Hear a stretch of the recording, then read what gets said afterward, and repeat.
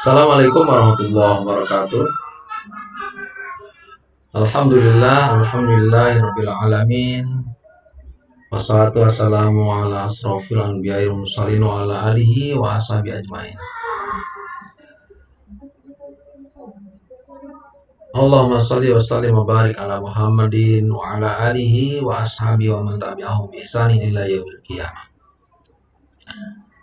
Pemirsa yang budiman dan dimuliakan Allah Subhanahu wa taala, dan juga teman-teman mahasiswa yang saya cintai dan saya banggakan. Pada kesempatan kali ini kita bertemu lagi dengan saya Rohmansa pada kajian Islam, dan spesifik kita akan sampaikan tentang akidah Islam. Nah, kita akan sampaikan tentang makna akidah secara bahasa, makna akidah secara istilah, dan kemudian ruang lingkup akidah, termasuk juga urgensi akidah Islam. Maka kita akan melihat bahwa di sini kemudian akidah, kalau kita pahami bahwa akidah Islam itu merupakan bagian dari suatu hal yang pokok dalam ajaran Islam, di mana kemudian seorang itu ibadah, akhlaknya, muamalahnya sangat ditentukan dengan akidahnya.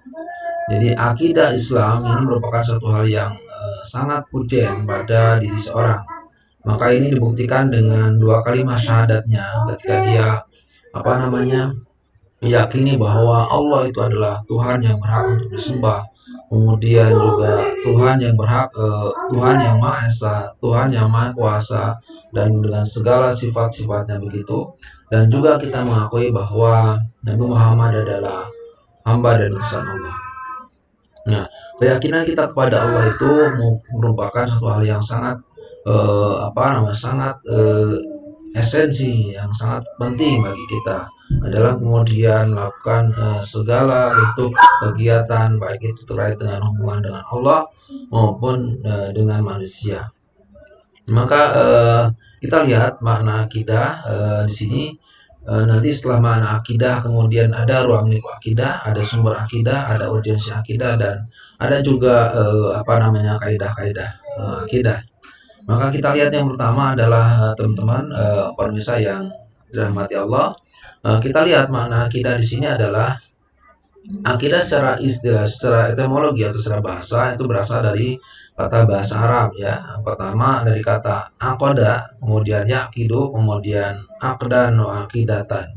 Yang berarti adalah di sini berarti simpul atau ikatan perjanjian yang kokoh ya. Artinya berarti di sini adalah suatu keyakinan yang tersimpul dengan kokoh dalam hati, yang bersifat mengikat dan kemudian mengandung perjanjian. Nah, ini makna secara bahasa. Artinya bahwa ketika kemudian suatu kemudian peribadahan gitu diikat dengan akidah yang kuat, suatu perbedaan diikat dengan keimanan yang kuat kepada Allah, itu kemudian ada suatu perjanjian yang kemudian tidak boleh lepas gitu.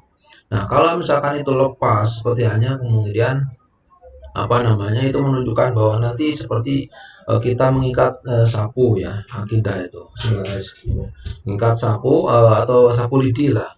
Itu kalau tidak diikat tuh nasi amburadul gitu. Nah, ini menunjukkan bahwa keimanan seorang kepada Allah ya, keyakinan seorang kepada Allah, kalau itu kemudian tidak diikat kuat dengan kemudian akidah itu diikat kuat dengan keyakinan kita kepada Allah Subhanahu wa taala, akan cepat pudar.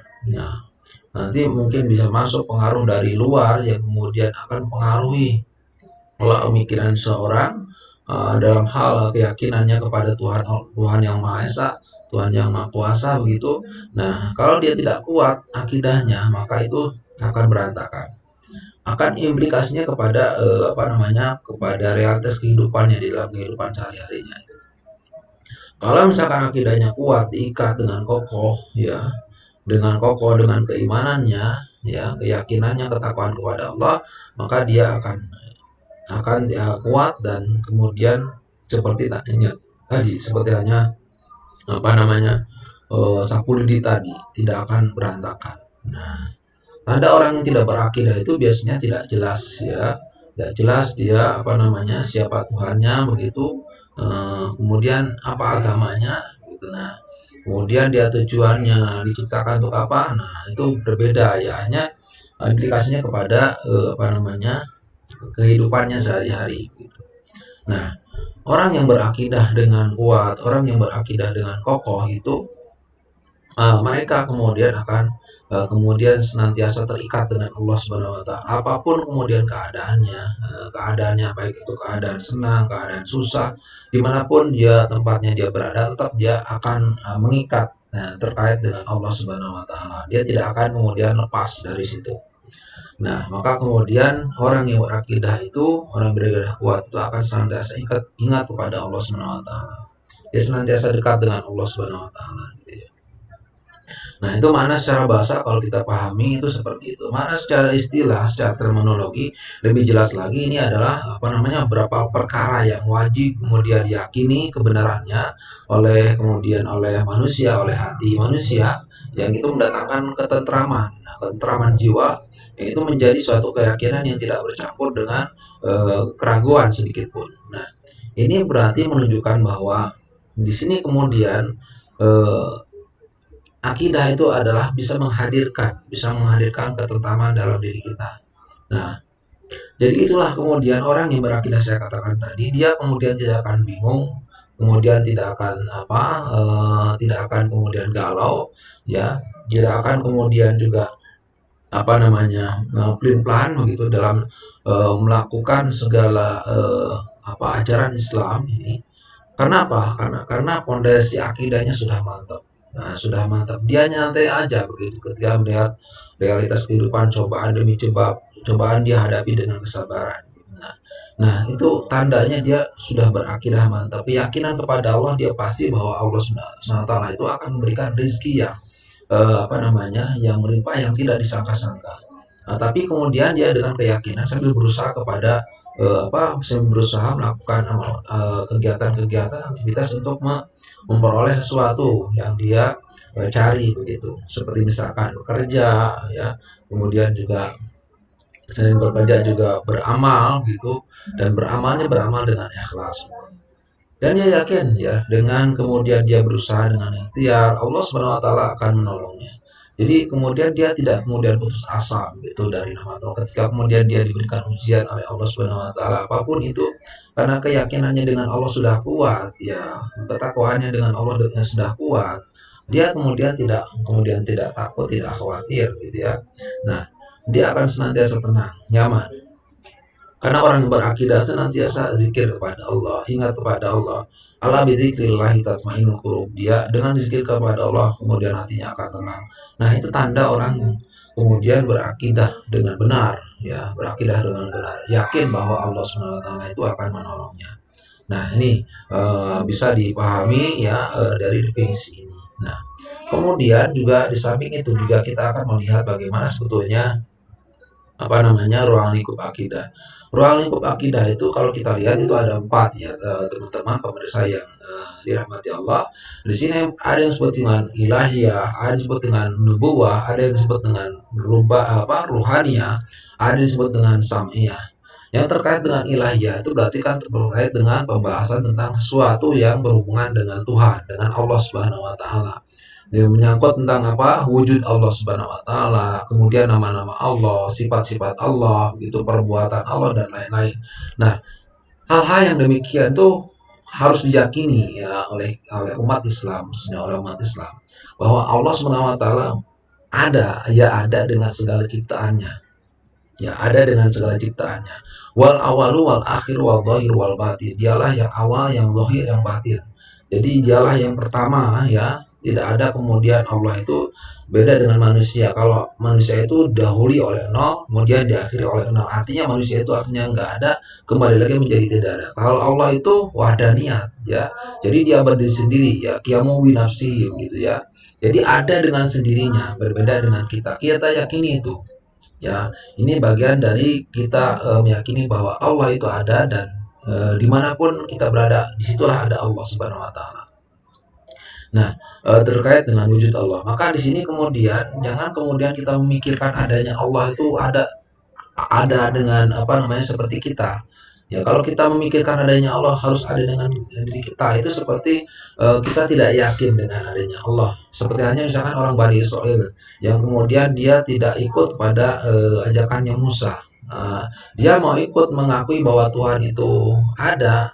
Dia ingin melihat seperti apa sih bentuk Tuhan, seperti apa sih bentuk Allah gitu. Hanya apa? Akhadatum musaiqatu. Kemudian Allah apa namanya menimpakan siksaan seperti petir. Hanya apa? Hanya dia gosong gitu ya. Nah, karena dulu hukum karma, jadi langsung gitu. Nah, ini nuhulma naudzubillah ini balik kalau misalkan ada orang yang seperti itu. Saya tidak akan beribadah kepada Allah kalau saya belum melihat Allah. Itu berarti dia tidak yakin kepada Allah. Maka disinilah kemudian tafakkaru fi khalqillah wa tafakkaru fi datillah.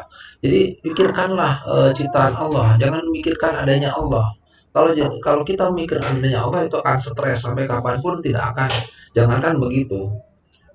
Jangankan begitu, Nabi Musa aja ngobrol dengan Allah itu. Ngobrol dengan Allah karena Nabi Musa tidak bisa melihat Allah. Akhirnya Nabi Musa, masa kok saya ngobrol dengan engkau tidak bisa melihat wujud engkau? Kemudian kata Allah, lihat gunung. Ada apa? Lihat gunung, gunungnya meleleh. Nah, sama dengan ketika Nabi Muhammad diserokan dimanajkan oleh Allah ke Sidratul Muntaha sampai ke langit itu.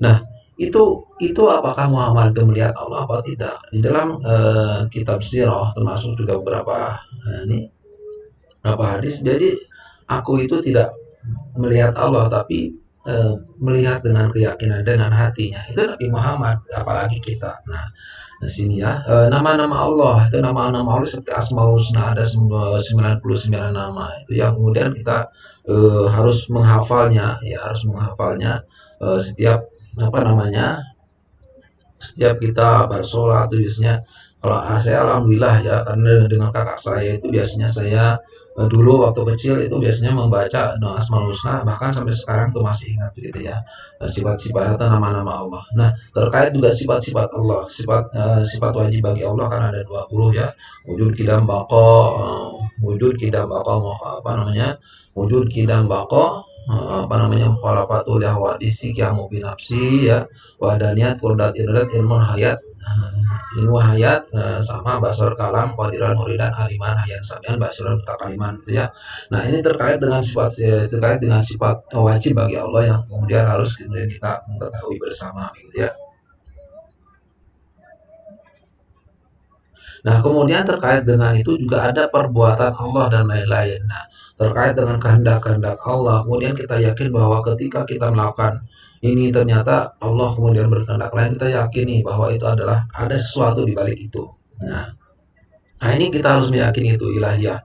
Kemudian juga terkait dengan apa namanya nubuah. Nubuah itu pembahasan tentang sesuatu yang kemudian berhubungan dengan nabi, ya, dengan nabi dan rasul, kitab-kitab, mukjizat dan karomah dan lain-lain.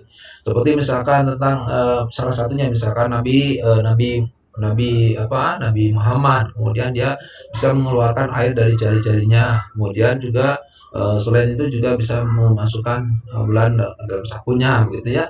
Nah, itu adalah mukjizat ya, sesuatu yang sangat luar biasa yang itu hanya dimiliki oleh nabi ya. Dimiliki oleh nabi ya.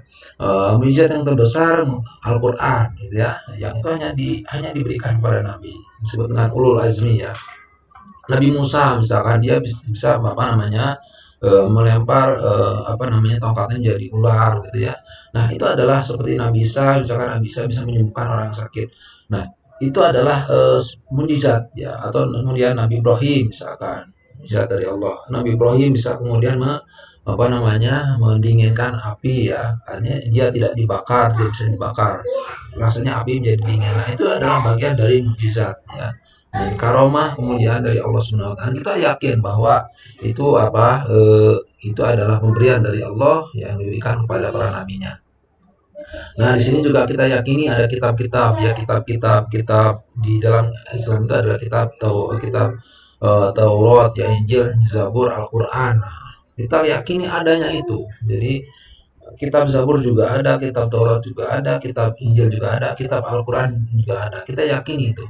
Cuman yang perlu diamalkan itu adalah kitab Al-Quran bagi umat Muhammad SAW. Nah, kemudian juga terkait dengan apa namanya, dengan selain juga nubuwah, ada juga ruhaniyah, sesuatu yang bersifat metafisik gitu ya. Metafisik itu yang tidak nampak, tidak kelihatan. Ya, seperti misalkan adanya malaikat, kemudian adanya jin, adanya setan, adanya iblis begitu ya. Dan roh dan lain-lain itu sesuatu yang bersifat metafisik dan tidak empirik. Dan kita yakini itu ada gitu ya. Kita yakin itu ada. Malaikat mencatat amal kita itu yakini ada. Jin, setan itu ada semua.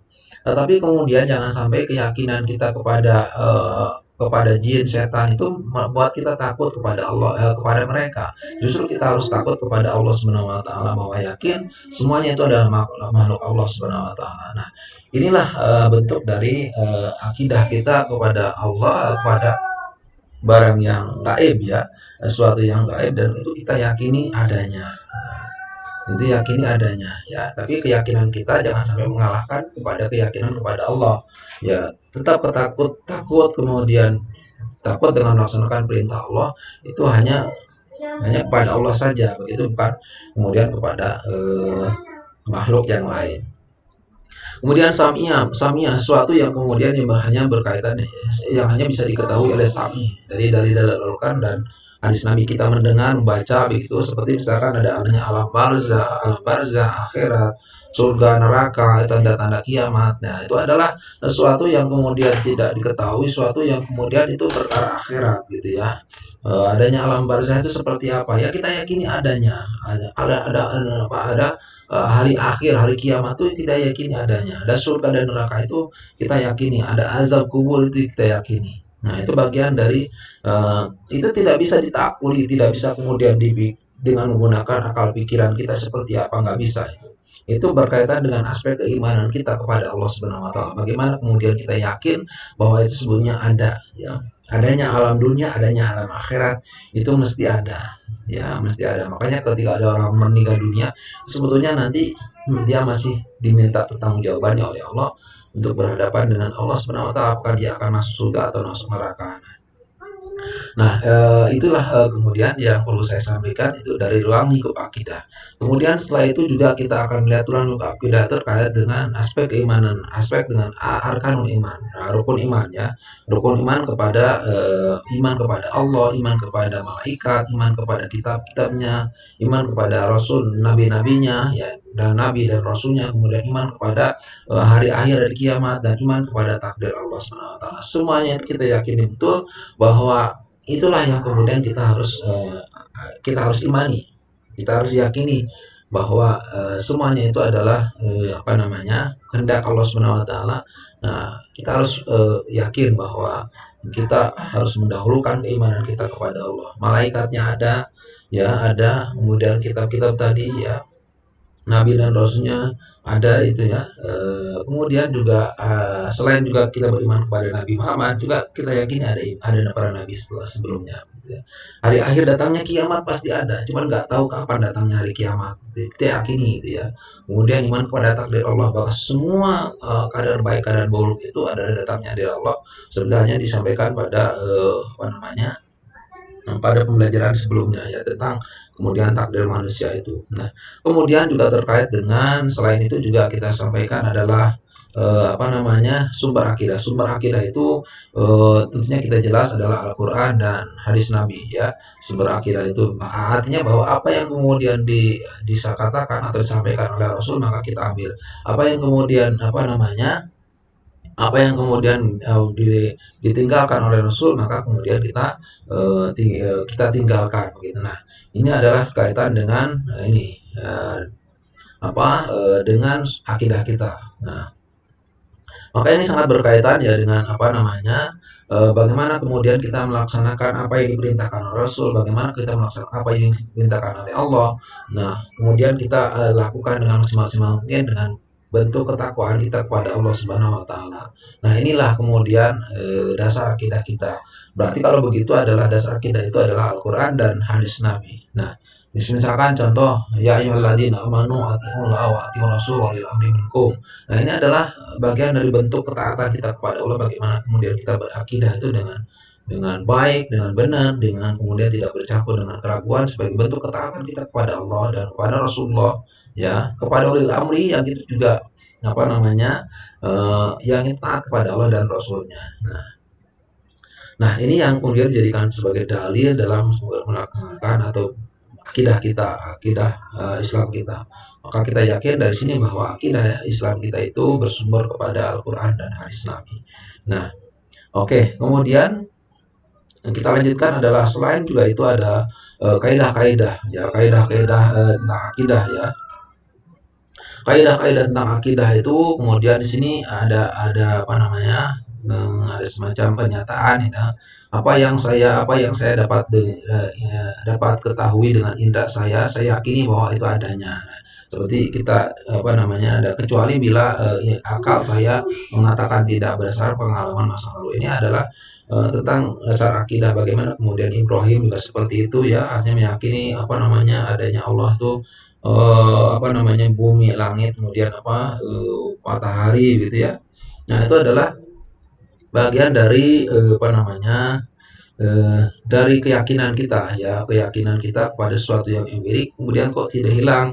Ibrahim mengatakan oh bukan, itu bukan Tuhan. Nah ini belajar dari situ ya keyakinan, hanya kemudian Ibrahim meyakini bahwa Allah itu adalah yang menciptakan bintang, yang menciptakan bulan, menciptakan matahari begitu. Nah contohnya seperti itu ya. Nah, ini terkait dengan apa namanya dengan kaidah-kaidah akidah ya, akidah Islam kita. Oke, nah itu nampaknya saya sedikit mungkin ada sedikit ini ya apa namanya sedikit teknis ini dalam baterai mau habis. Oke, baterai mau habis terus sebentar. Oke.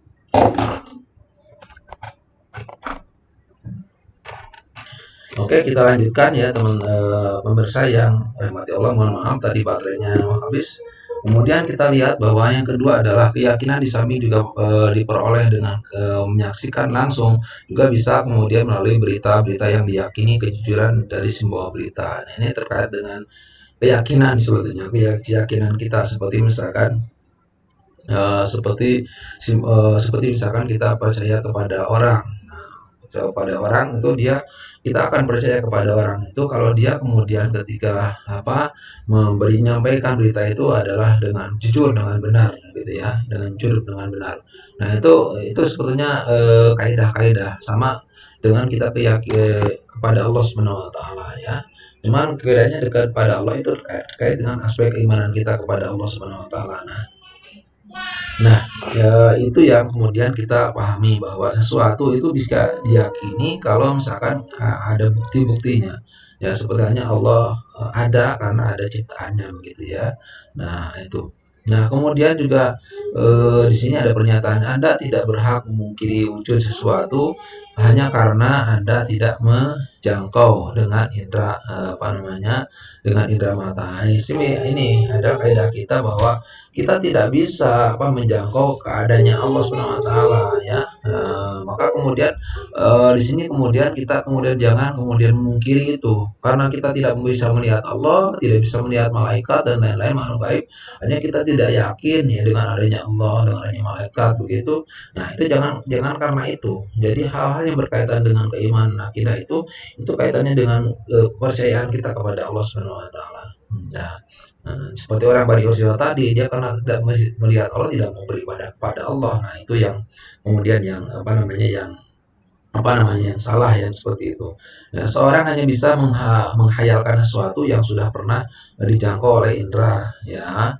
Artinya bahwa dia bisa kemudian berpikir membayangkan sesuatu kalau dia memang sudah melihat sesuatu itu dengan yakin. Jangan kemudian kita tidak yakin, jangan kemudian kita yakin tapi kita tidak bisa tidak melihat langsung gitu ya bukti-bukti itu. Nah ini adalah kaidah-kaidah akidah bahwa keyakinan itu akan terbentuk dengan kita melihat sesuatu itu ya, melihat sesuatu sama dengan kita yakin kepada Allah dengan adanya melihat ciptaannya. Jadi ada buktinya ya begitu ya. Manusia bisa bicara, manusia kemudian bisa bernafas, manusia kemudian bisa bisa makan, bisa minum itu karena karena kehendak Allah Subhanahu Wa Taala ya. Itu. Nah, itu sebenarnya kaidah-kaidah yang terkait dengan apa namanya akidah kita ya kepada Allah Subhanahu wa taala ya. Kemudian selain itu juga ini terkait dengan ini ya. Yang kelima juga akal hanya bisa menjangkau hal-hal yang terikat dengan ruang dan waktu. Betul. Jadi memang akal itu hanya bisa menjangkau hal terkait dengan ruang dan waktu aja. Itu menunjukkan bahwa akal manusia itu terbatas ya. Akal manusia itu terbatas. Maka kemudian lagi-lagi kalau berkaitan dengan akidah itu harus akal itu harus mengikuti ya, harus mengikuti keimanan kita. Jangan kemudian keimanan tarik kepada akal. Sesuatu itu di logika, di rasio, jadi terkait dengan akidah itu tidak bisa kemudian diakali, ditakuri begitu ya. Nah ini karena akal itu terbatas dengan ruang dan waktu. Kemudian iman itu merupakan fitrah setiap manusia, ya. Jadi sebetulnya sejatinya iman itu merupakan fitrah setiap manusia.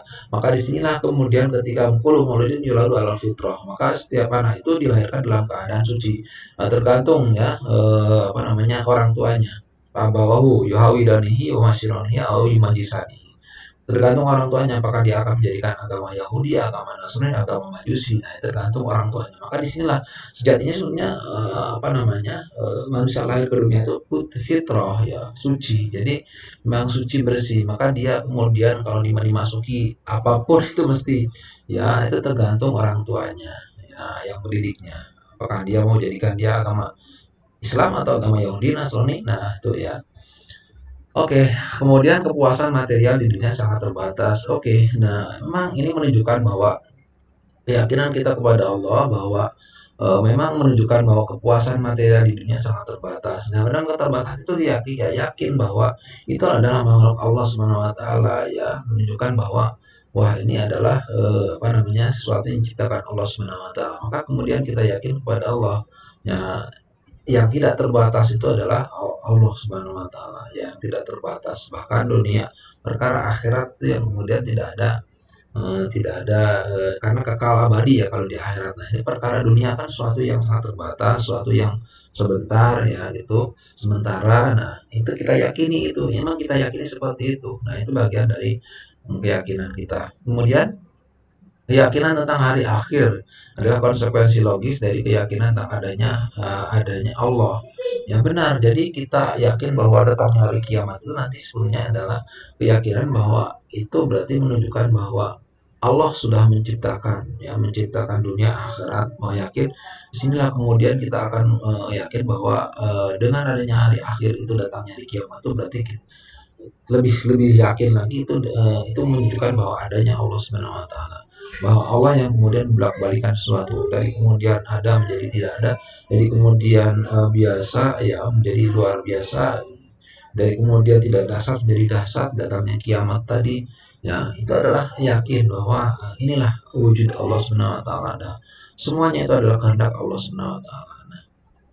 Nah, itu apa namanya pemirsa yang teman-teman mahasiswa yang saya hormati, terkait dengan apa namanya tadi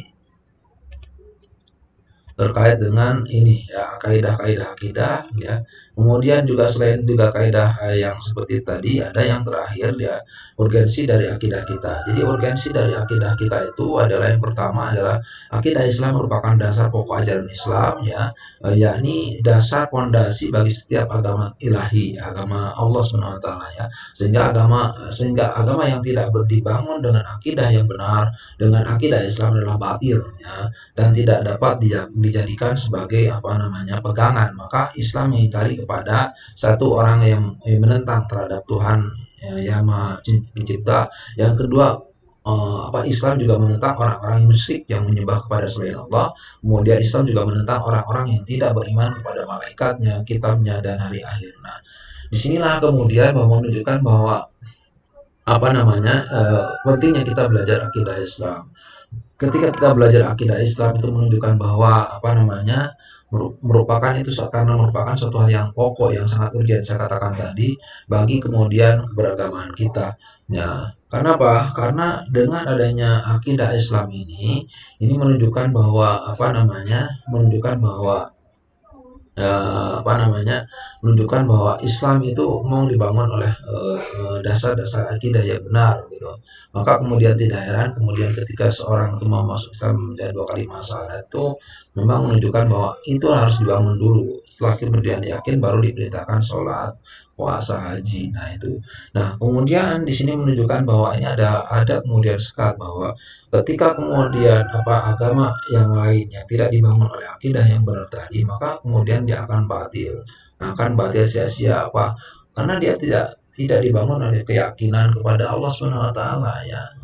Dia tidak percaya dengan adanya Allah, dengan adanya Tuhan gitu. Nah, menurut perspektif Islam mereka batil ya, termasuk juga amalnya ya. Yang kedua adalah Islam mengajak mereka semuanya agar beriman kepada akidah Islam tersebut dengan cara berargumentasi ya, dan berhujjah sesuai dengan Al-Qur'an dan As-Sunnah. Nah, memang seperti itu kondisi ya, bahwa pentingnya kita berakidah Islam itu kemudian kita juga mengajak mereka-mereka yang belum berakidah itu untuk kemudian berakidah meyakini adanya Allah Subhanahu wa taala. Nah, ini karena apa? Karena ini merupakan kunci pentingnya ini ya, berakidah ini merupakan kunci kita dalam melakukan beramal, beribadah, berakhlak, kemudian bermuamalah. Kalau misalkan akidahnya kemudian rusak, ya akidahnya rusak, maka akan berantakan ya, akan berantakan baik dalam ibadahnya, ya karena ibadahnya apa? Tidak yakin kepada Allah, ya tidak yakin kepada Allah bahwa siapa yang kemudian memberikan pahala, memberikan ridho siapa. Maka disinilah kemudian kalau dia akidahnya mantap, dia kemudian menjalankan sholat ibadahnya dan ibadah-ibadah umum yang lainnya, ibadah khusus maupun ibadah umum, dia akan kemudian komitmen, dia akan yakin bahwa semuanya itu adalah mesti Allah yang kemudian memberikan, Allah yang kemudian meridhoi, Allah yang akan memberikan sesuatu yang terbaik kepada siapapun yang kemudian dia berbuat baik gitu. Tidak kemudian dia tidak ada keinginan untuk dipuji oleh orang lain. Nah, ini terkait dengan keyakinan kita kepada Allah Subhanahu wa taala. Akhlaknya juga begitu. Kalau misalkan ibadah akidahnya bagus, ibadahnya bagus, akhlaknya juga di dalam kesehariannya tetap dia akan merasa diawasi oleh Allah Subhanahu wa taala, akan merasa dilihat oleh Allah Subhanahu wa taala. Maka karena dia yakin terhadap nama-nama Allah, sifat-sifat Allah, kemudian juga nah ini terkait dengan itu ya, bahwa Allah itu Al-Basir, Maha melihat, ya Asami Maha mendengar gitu. Jadi dan Ali Maha mengetahui. Nah, itu yakin karena dia yakin terhadap nama-nama dan sifat-sifat Allah, sehingga dia dalam keadaan apapun, dia dalam proses akhlaknya dan berinteraksi dengan semua manusia itu kemudian dia akan merasa diawasi oleh Allah, merokobah, merasa diawasi oleh Allah. Nah, itu ya pemirsa yang saya hormati dan yang saya banggakan ya, sekilas tentang bahasan akidah itu bagaimana kemudian kita menguatkan akidah kita supaya mantap pada Allah Subhanahu wa taala dan yakin bahwa semuanya itu adalah semuanya itu adalah ada dalam kekuasaan Allah, ada dalam kehendak Allah Subhanahu wa taala. Terima kasih atas segala perhatian, mohon maaf segala kekurangan. Assalamualaikum warahmatullahi wabarakatuh. Sampai berjumpa lagi di lain waktu dan lain kesempatan. Terima kasih. Oke, terima kasih atas segala perhatian dan kerjasamanya.